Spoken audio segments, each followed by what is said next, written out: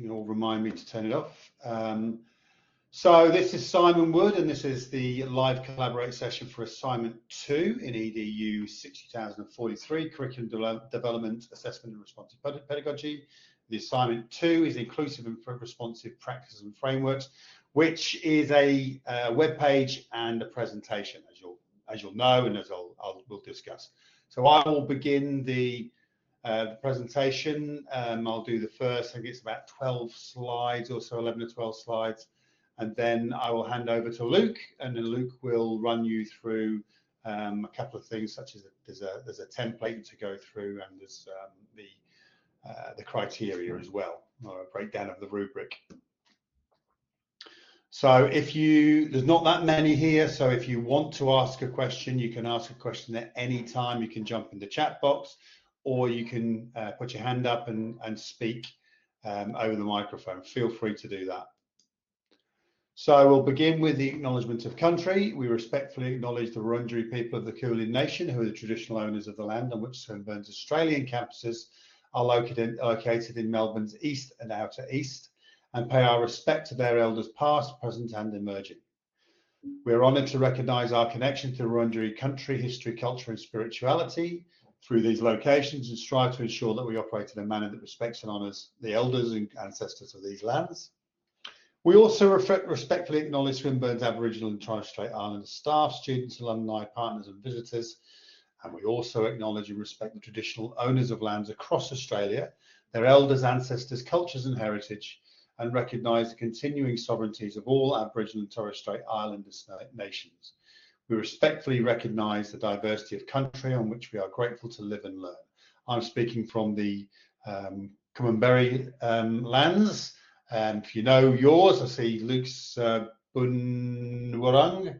If you know yours, feel free to pop it up on the chat box and let us all see if you choose to do so. So in terms of the assignment, let's do a quick poll. Just put a little tick there, or a yes, whatever you want to do. Have you watched the assignment 2, Flip Collaborate? Have you viewed the A2 Padlet? So obviously we prefer you to watch the flipped Collaborate session before you come along to this, because it gives you a little bit more information, so you know what to ask a question on. But the one thing I urge you to do is get on and have a look at the Padlet. There's enough information on there that will be really, really useful. There's things that I would say that are on there will give you a massive advantage if you have a look at them and you understand them. Even just, for example, there's an exemplar on there that I've done which will show you how to put together your whole web page, and you know where the video goes and all that sort of stuff, just to make it simple. It's a massive advantage to have that, because you're not worrying about it, your submission in the last few days, and oh, can I do it? Can I manage to do the bits and pieces that are required? It's not too difficult, and having someone just step through it like that on video can be very helpful. So yeah, make sure you do that, and I can see that most of you have. If you haven't, do that as soon as you can. So the assignment details, can we pop in there what we remember, what we know about the assignment details? When's it due? What's the assignment called? The word limits in both words and minutes. Yep, 1,000 words. How many minutes? And what's the weighting? Give you a second to do that. Yep, 50% weighting.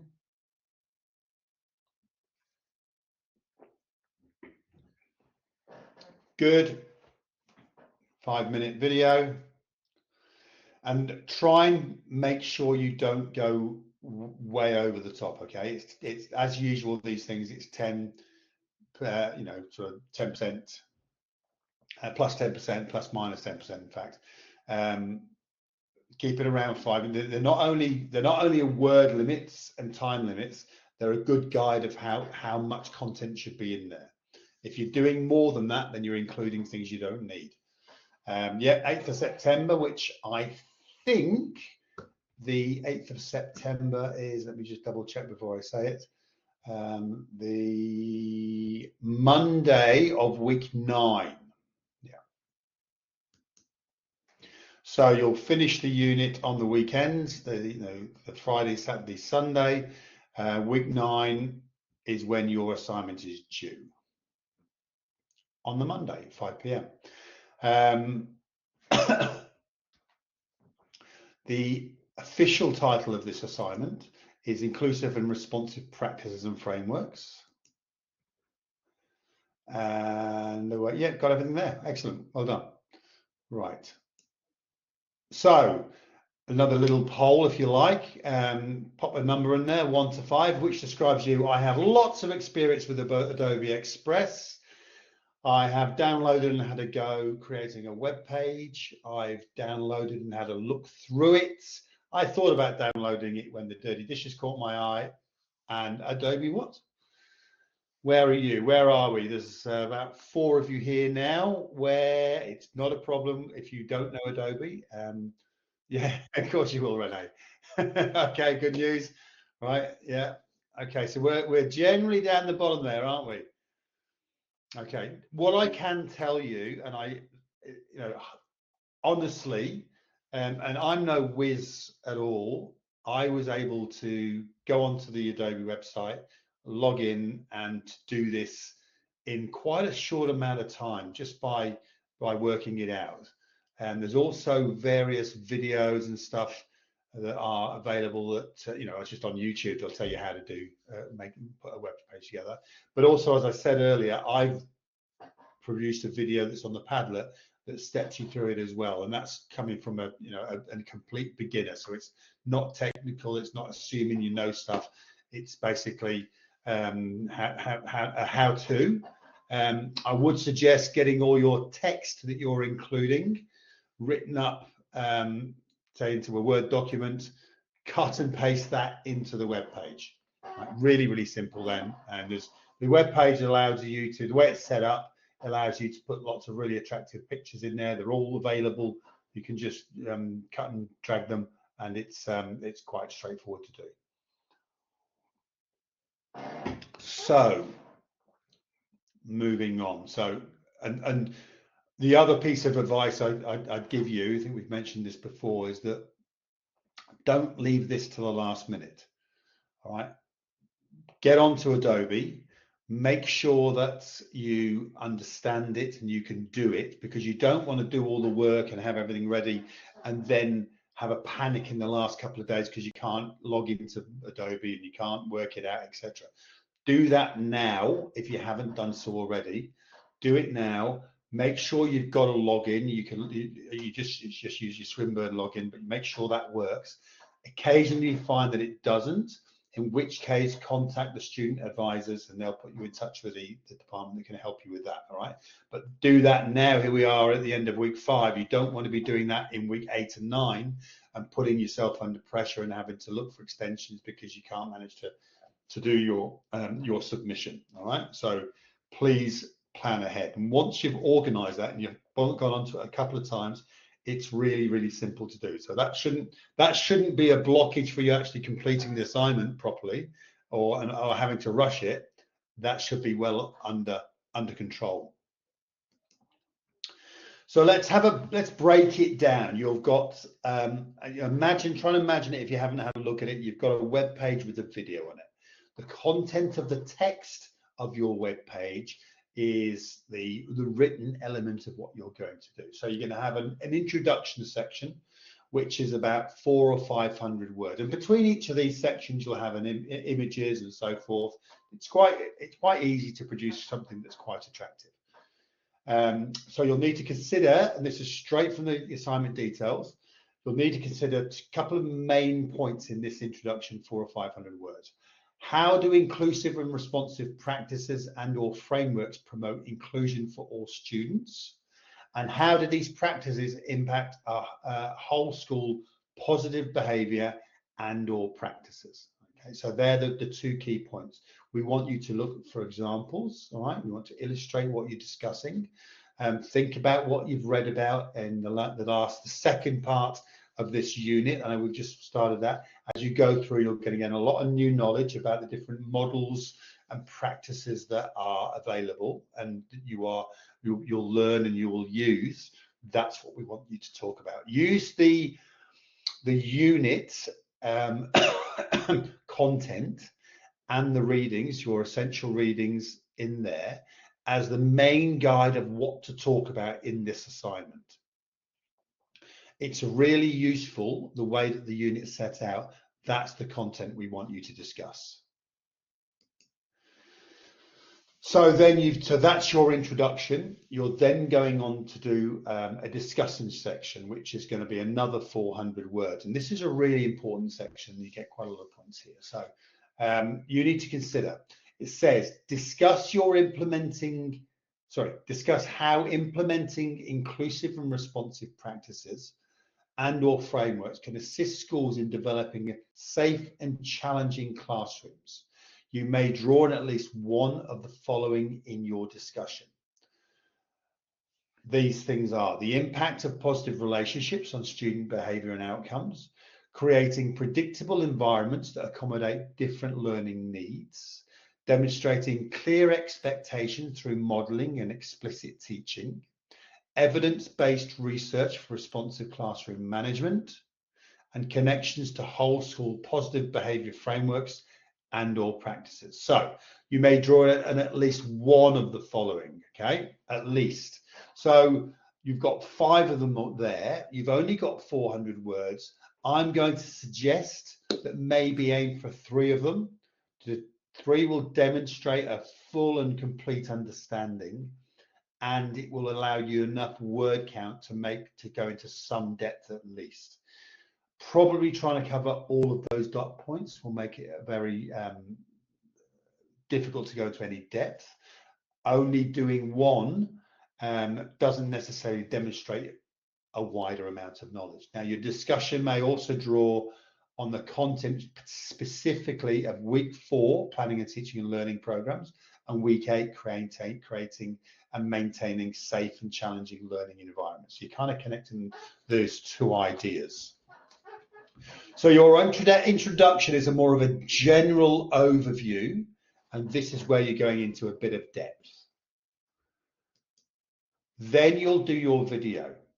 Now you're going to create and embed a 5-minute Adobe video into your multimodal presentation, and in your video you must discuss and explain 3 inclusive and responsive practices or frameworks and present the evidence-based research that supports their inclusive use in the classroom for developing positive learning environments.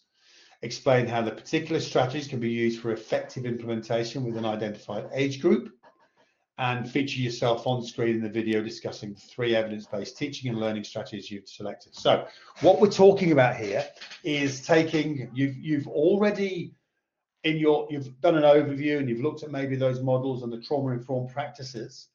Take one of those, such as Berry Street, just as an example, and then use that to discuss 3 specific inclusive practices that you would use. Okay, so if you read through those models, they incorporate the use of certain practices. So what does this, in other words, what does it actually look like in the classroom? The implementation. You might have a goal of have these sort of general aims, but how are you going to implement them in the classroom? And they're the practices that we want you to be talking about. And Luke will go through some of those with you in a bit later. And then the last little section is a conclusion and a reference list. So you'll write a conclusion that describes your commitment to having the students fully participate and engage in classroom activities. Now, understand, of course, this isn't a traditional conclusion where traditionally your conclusion would reiterate what you've already discussed. What we want you to do here is what it says there is to describe your commitment, like a statement of future activity or actions. State your commitment to having students fully participate and engage in classroom activities. Almost like a call to action from yourself. That's what we're looking for then. As it says, think of job application. How would you sell that to us? So this is important. Now, how do you actually submit? So you created a video, You've embedded it in your website. So at the moment, all you've got is this website. What we need is, in order to ensure there's no plagiarism going on, etc., is we need your text to be submitted through Turnitin. And the only way to do this effectively is to submit it in a Word document. Now, if you've got an account with Adobe, you may be able to just download a PDF. Not everyone can do that, but the simplest way is to just cut and paste your text into a Word document. You'll also add your link to your Adobe website in there, because you just get the link there and pop it in there, and you submit that Word document, which contains all of your text, your reference list, and the link to your website, and that's all we need. You submit that, everything we need is there. We've got your text for Turnitin check. We've got a link to your website where we can view your video and read your text, and we've got your reference list, everything we need. Okay, because that's the other thing. You can pop your reference list on your web page, but you can't do a hanging indent on your web page. It doesn't allow it, or no one's found a way of doing that yet, shall I say. And of course, you need a hanging indent in order to do a proper ABA style. So you can add that to your Word document. Hopefully that makes sense. The only other thing I want to run through, this is the assignment criteria. Luke will run through the rubric with you, but there are 5 areas or 5 criteria that you'll be assessed on. It'll be the understanding of the inclusive responsive practice and/or frameworks, discussion of 3 inclusive and responsive practices and/or frameworks which impact the evidence-based research that supports their implementation, discussion of the implementation of inclusive responsive practices and/or frameworks to develop safe and challenging environment classrooms. Remember, that's your part of your discussion text. Explanation of effective implementation strategies. That stuff, made that pink just so you know that's referencing the video. And the last part is the referencing, the APA referencing.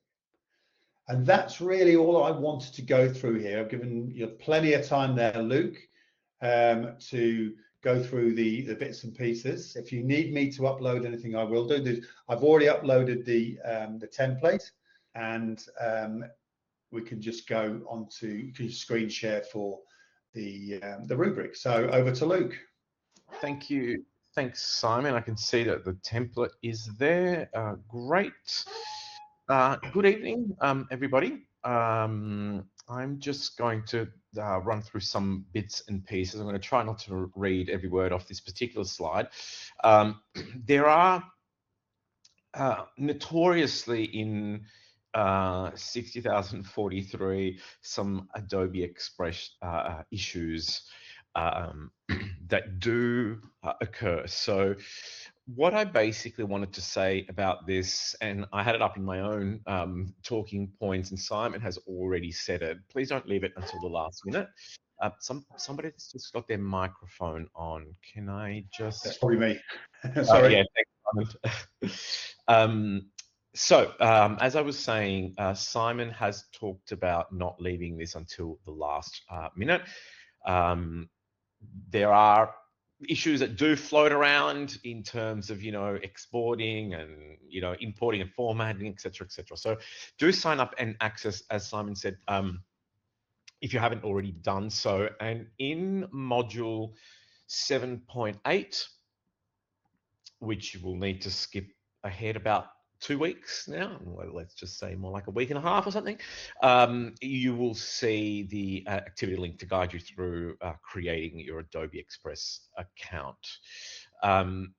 Do go through as the next step. Do try to learn the basics.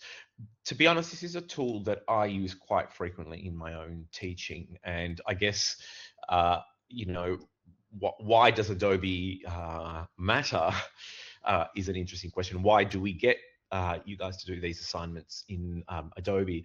Is that it is a tool that allows you to create a very professional, sort of visually engaging presentation that does combine, written analysis and multimedia elements as well. And of course, that it aligns with the multimodal requirements of this particular task. Go in, have a sort of a fiddle around with it, understand the main features you'll need, like, video embedding, adding a text, graphics, transitions if you like, etc. Do use the available support. Now on this particular slide, I think it says yes, the Adobe Digital Coach, which is actually a great little digital coach that takes you through. I had a little bit of play around with it myself. So go in and I would venture to say that most of your queries will be answered using the digital coach and the virtual hub that is there as well. So have a play around with that, and do try to make a quick test sort of presentation first, so you're confident with the interface before you start your actual assessment piece. I would give that advice for pretty much any sort of new platform or newish platform that you don't have, that you might not have a whole lot of experience with. Okay, so moving on to, have you chosen your TIA, your trauma-informed approach?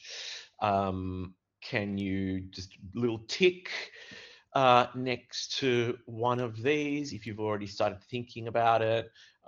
You may or you may not have. Just grab your pencil there and give us a little bit of a yes, resilience project. I'm surprised there are not yet any ticks for Berry Street. Look, we go through these. Simon and I have worked with these approaches a lot in 60,043, and so, inevitably the question does come up. Which one should I choose? Which one should I adopt?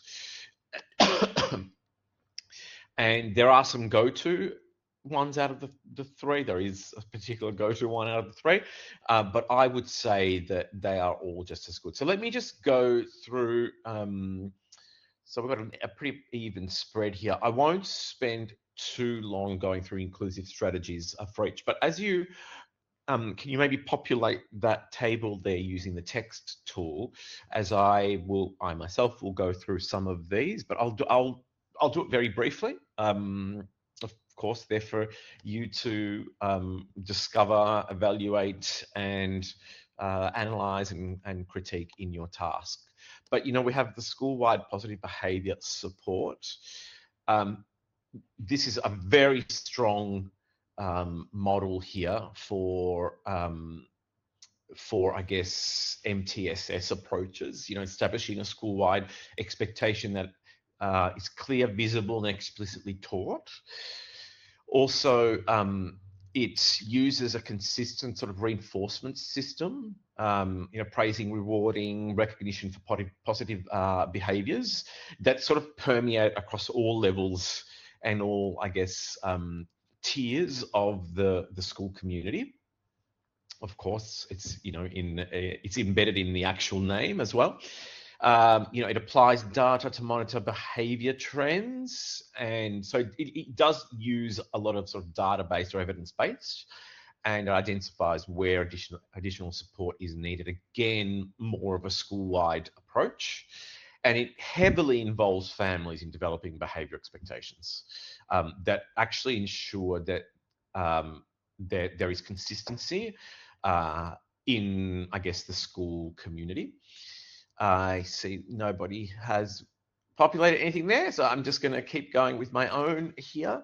The Berry Street education models, some great and, I guess, classic strategies here for the BSEM, using brain breaks, mindfulness, and movement activities to regulate sort of energy and focus. It's quite sort of, I guess, there's a body focus in that as well. There's a very tangible, present body focus in that. Building relationships through trust, consistent, sort of respectful communication, I guess genuine interest in the wider in the full gamut, I guess, of the student's lived experience. Stamina is important here because it gradually sort of increases. There are strategies that gradually increase sort of task length, task complexity, and it is geared towards helping students sort of sustain focus over longer period of time. I see somebody's written explicit reinforcing positive behavior, staff learning opportunities. That's a great one as well. It does, going back to SWPBS for a second,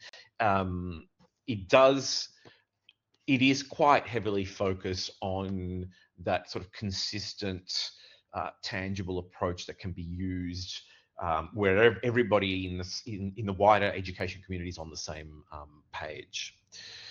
Keep going with what I was saying about BSEM. It is heavily engagement focused, so there are strategies around incorporating voice, student agency, student choice, and interest-based projects. I guess I was having a conversation about this today, actually. It is one that's quite tailored towards allowing students to sort of boosting their motivation, giving them choice over their output based on outcomes, choice over projects and output based on their own interests, which I think is very important. Character-wise, BSEM promotes, there are many inclusive strategies that promote resilience and empathy and the good old growth mindset. And there is a very metacognitive aspect to this through explicit sort of social emotional learning, which is important. The whole idea, thinking about thinking itself, thinking about, why am I the way I am?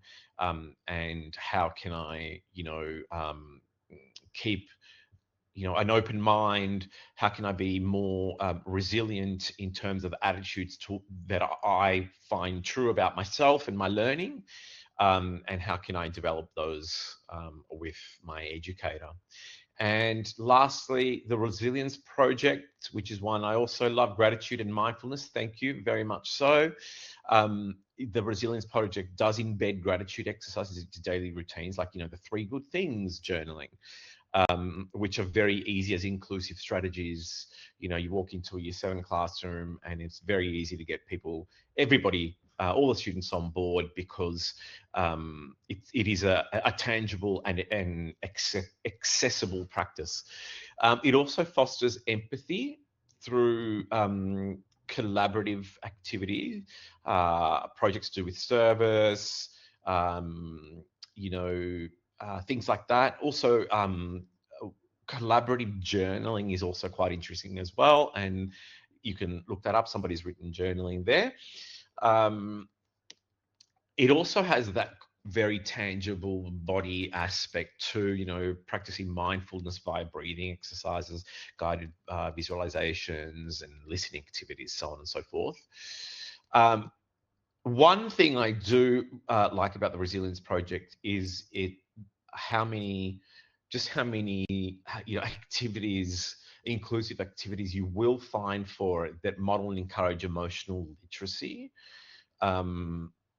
helping sort of, I guess, students identify and manage their emotions effectively so they can come to terms with what some of their blockages are, etc.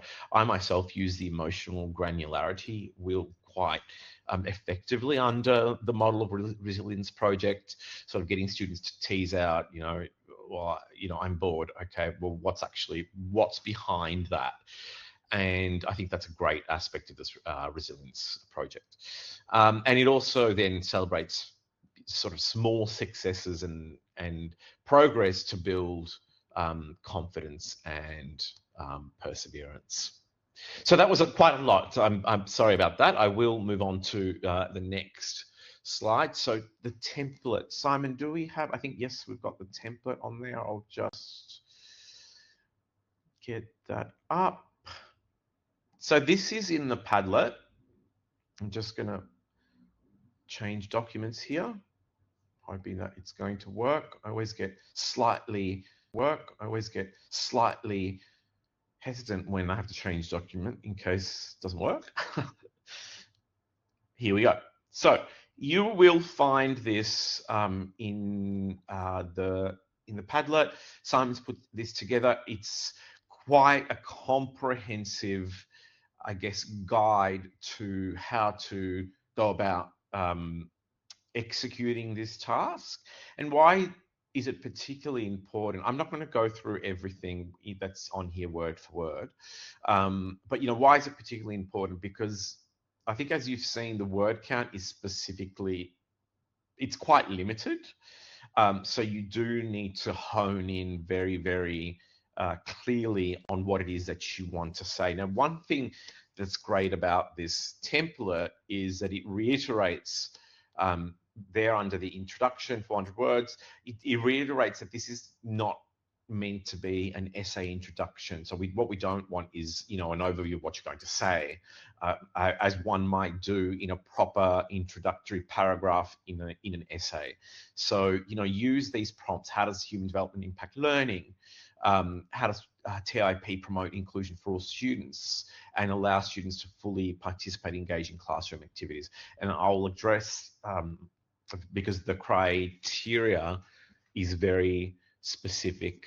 The criteria sheet is very specific about addressing these things. And I think if you look at the criteria sheet, you will find that a lot of these prompts actually come as a result of what's written in the criteria sheet.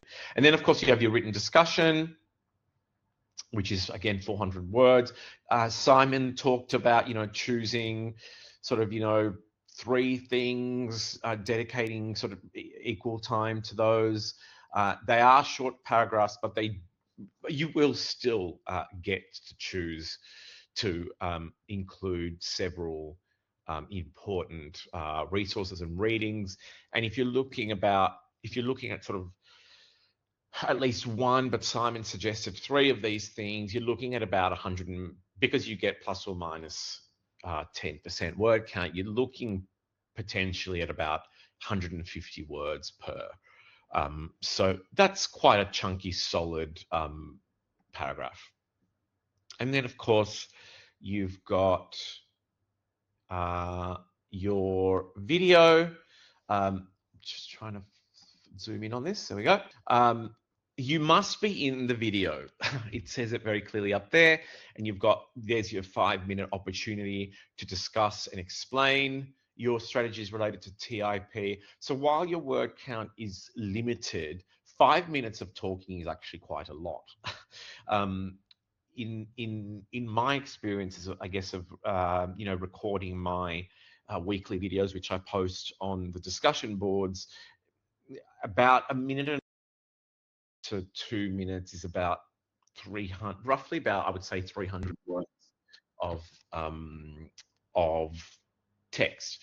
So you do have quite an opportunity there to showcase your learning and your understanding. Do have a look at this. I won't go through this word for word, but you've got 3 strategies there. Prompts have been given to you, and why those prompts have been given is so that you make effective use of not only your written word count, but also the time that you have in the video. And then, of course, your 200-word conclusion. Again, it isn't a conclusion in the traditional sense. We don't need the classic, summary of what you said, or suggesting some grand solution to an age-old problem. But we do require that you write a conclusion that describes your commitment to having students fully participate and engage in classroom activities. So, and again, you will find that on the Padlet, and I'm just going to go back to the slides. I think my slides are not loading very effectively. So yes, marking criteria. So I haven't uploaded that, but I'm going to ask that you perhaps have a look, go into the assignment section, and go and click on the criteria, I do have some things to discuss about it. I haven't uploaded the document here. I'll screen share. I'll just Thank screen you, share. Simon. I'm hesitant to do that because I'm always worried my Okay, browser I'll do it, and then you can tell me when to scroll down and stuff like that. Cool. Thanks, Simon. Work together on this one. Thank you. So, just bear with me while I do that. All right. So we have the 5 coming up.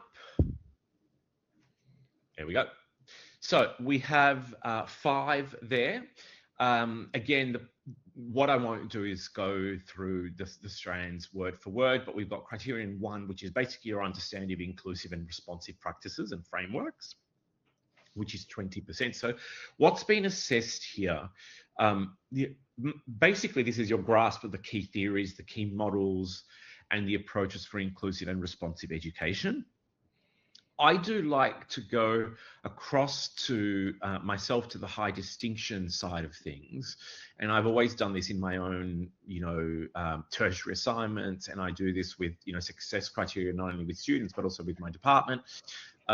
You look at the high distinction, and if you try to get your head around what's required, you don't necessarily have to be aiming for a high distinction, but at least it sort of makes it clear to you what the focus is, So if you look at the strands under high distinction, you're going beyond definitions, you're explaining concepts in depth, you're linking to current education context, you're showing sort of insight into why these practices actually matter in the current context. You do need, the criteria is quite specific about the fact that you do need to show depth. So you do need to use examples from, classroom practice and connect to sort of maybe current policies, research and trends in inclusive education, specifically to do with strategies.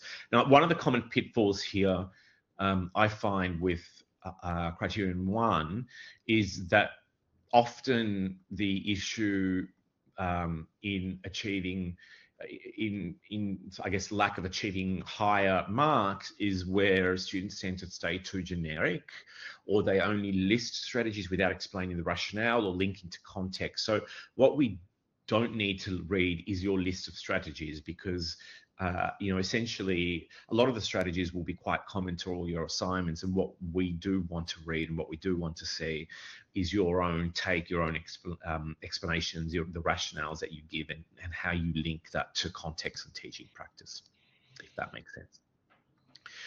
One other thing that I do with the criteria is when I'm about midway through my work, I go and I have a look at all the strands of the criteria and I compare it to my own work. So I ask myself, okay, so for example, in criterion 2, which is your discussion of impacts in evidence-based research, which is worth, I think 30%, yes. I ask myself, have I shown an ability to discuss real-world effects on 3 chosen practices? Have I actually done that? Have I supported it by solid and relevant research? And my answer, it requires you to be quite reflective about it. And actually, I'm using part of a resilience project model, where I ask myself, have I actually done this? And the answer might be no. So I might need to sort of fine tune the rest of my assignment and go back and fine tune the rest and include, because maybe I'm aspiring to a high distinction and I do want to be able to show those things. Okay. And speaking of that, the focus for criterion 2, high distinction, is pretty much integrating, I guess, up-to-date evidence from multiple sources. They do need to be credible sources, i.e. not Wikipedia. Not that Wikipedia isn't credible, but I think at this stage we all know what I mean by that. So, and making clear, logical, and very nuanced links between the research and your chosen practices.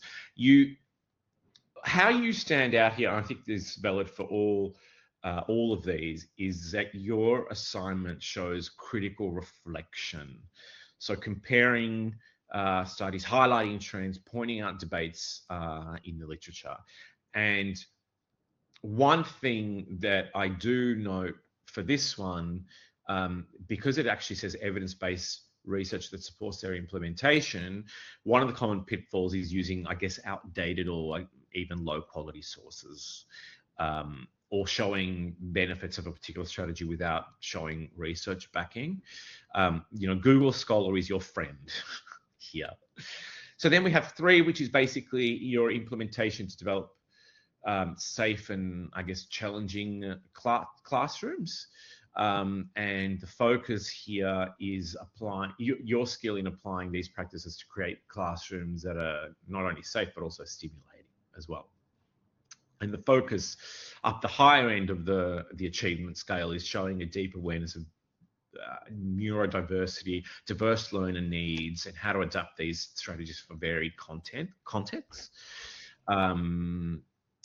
And offering specific and, I guess, detailed examples, which include potential challenges and sort of how to overcome them as well. And I guess, again, one of the common pitfalls here is being too broad or maybe too conceptual without being tangible or without actually describing how this looks in an actual classroom, because it does, the criteria does, this particular criterion, or they all do, talk specifically about adaptable, practical applications. So that's quite important. And if you go over to your pass, it still talks about practical applications. So of note, and as I say every time that I talk about criteria sheets, is that you do need to consider that, Simon and I, while we value and enjoy reading the full gamut of answers, we do need to mark on a particular scale. And there are some things you have to do in order to only just be able to pass, to get a pass for criterion 2 or criterion 3. And if you look at number 3, it does include practical applications. Or jumping over to number 4, which is basically your explanation of effective implementation strategies. What's been assessed is basically how well you guide others on putting the practices into action. And if you jump over to a pass, if it lacks detail or contextual relevance, that is quite important. So the strategies will need to be fully there, even just to get the pass in that.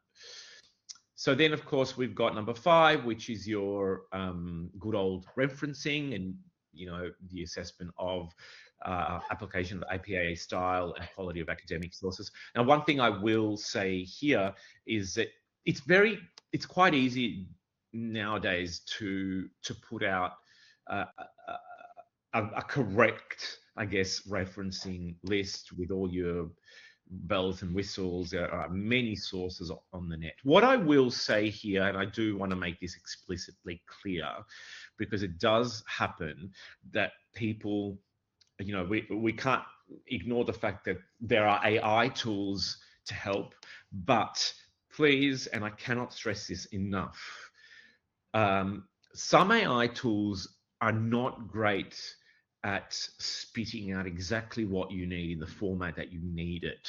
So you need to be cross-referencing this with other tools that are available to you.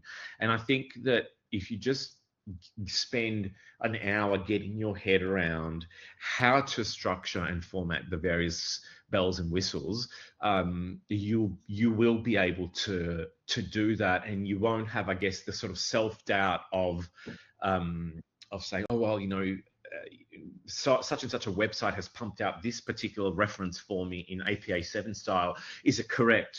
Well, the point is that if you are not yourself aware and familiar with how to do it, you do run into some issues. And Simon and I have done this for, I would say, quite a while now, and we've worked on this subject together for quite a while, and we do look at that quite closely. So Oh gosh, it's quarter to already. So I'm going to go back on the slide. So I hope that was at least a helpful overview of the criteria. And I think that, yes, so let's just quickly discuss what support is available. Obviously, Simon and I are on the boards every day, I would say. And do also remember that there are boards that are specifically dedicated to the task, but you can actually ask questions, for a particular module discussion. You might be thinking about, you might be responding to a module discussion, and you might want to ask a particular question. I'm always obviously, and so is Simon, replying individually to you, so we will see those there as well. Please, can I stress, do not email us questions, because our answer will be to pop that question on the relevant discussion board so that everybody can see. That's become quite standard practice. Of course, there you've got your student advisors and your student coaches. We are not, I don't want to talk for Simon, I'll talk for myself. I am not an Adobe Express expert.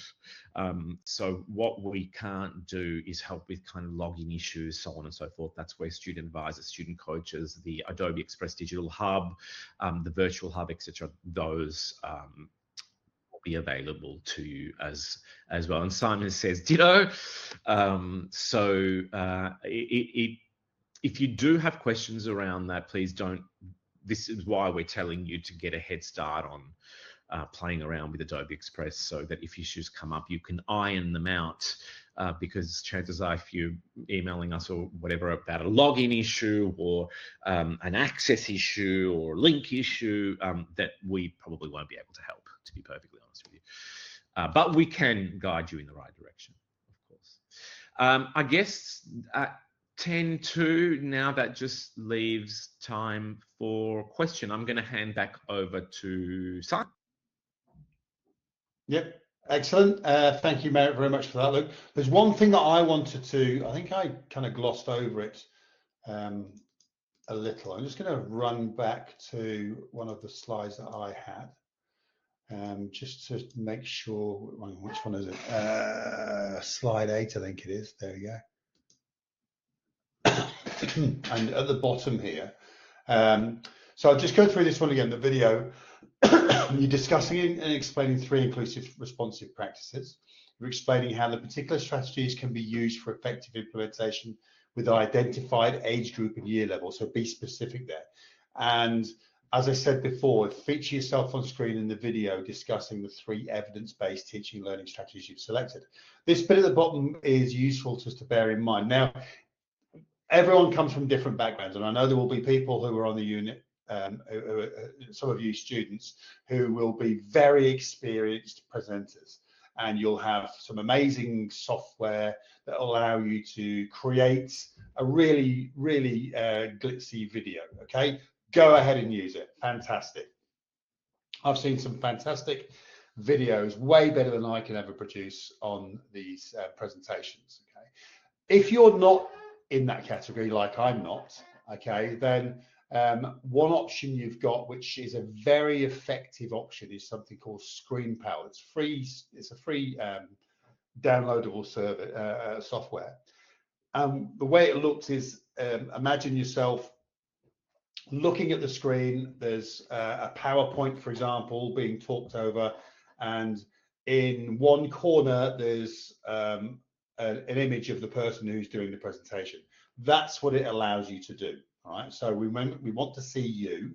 What we really probably avoid is just having you on video talking. Okay, you want to engage myself and Luke in your presentation, and you want us to understand what you're talking about and allow us to understand that you know what you're talking about. So therefore, you do want some resources and slides to talk to that will allow you to put on screen so we can see it. And ScreenPal allows you to do that. As I say, you can use whichever platform you want, but that one works. Okay, so if you're not experienced, you don't have anything else, go for that. because it works. That's the only other thing I was going to mention. So other than that, are there any particular questions that anybody has? Feel free to ask any questions. If you don't have a question, then we're done and you can have the rest of the evening to yourself. Yeah.